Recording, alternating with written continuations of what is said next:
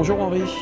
Comment allez-vous? Ça va très bien et bienvenue à la cathédrale de Dole. Merci beaucoup. Voilà. Donc vous êtes l'historien de la cathédrale de Dole. Alors disons que j'ai écrit quelques ouvrages sur l'histoire de cette cathédrale. C'est une histoire très importante. C'est une histoire qui date, dont le début c'est le VIe siècle. C'est une cathédrale gothique qui a remplacé une cathédrale romane qui elle-même a remplacé une pré-romane. Mais à l'origine c'est VIe siècle, c'est-à-dire à l'arrivée de Samson.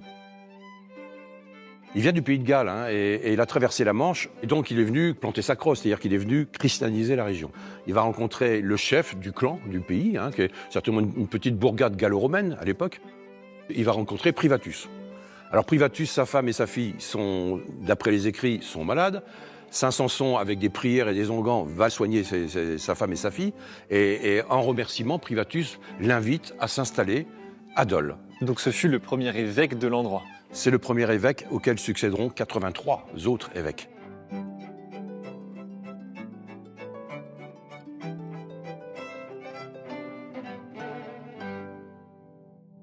Il y a eu un pèlerinage qui est beaucoup pratiqué au Moyen-Âge, qui consistait à faire le tour de la Bretagne en s'arrêtant, en priant dans les cathédrales des 7 saints fondateurs de Bretagne. Le fameux Trau-Braise. Le Trau-Braise.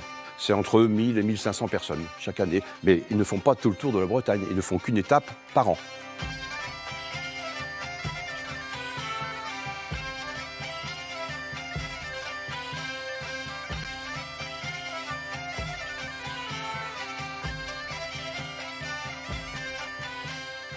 Je crois qu'il y a pas mal de petits secrets, de petits trésors à aller trouver dans cette cathédrale. Oui, alors le principal trésor, c'est celui qu'on a devant les yeux.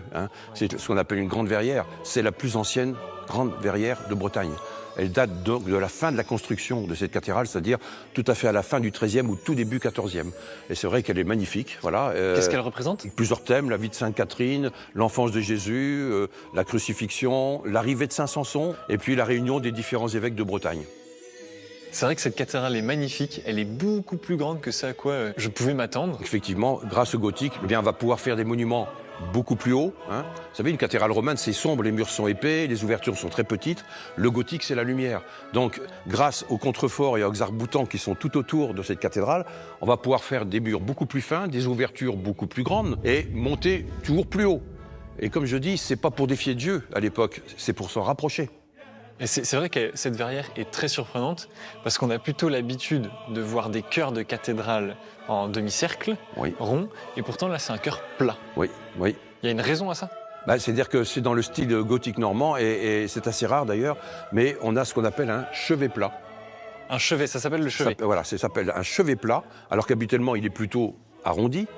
Voilà. Et par contre, ce qui est arrondi, c'est la chapelle absidiale qui est derrière, qu'on ira peut-être tout à l'heure. Elle est arrondie et elle a été rajoutée au XIVe siècle.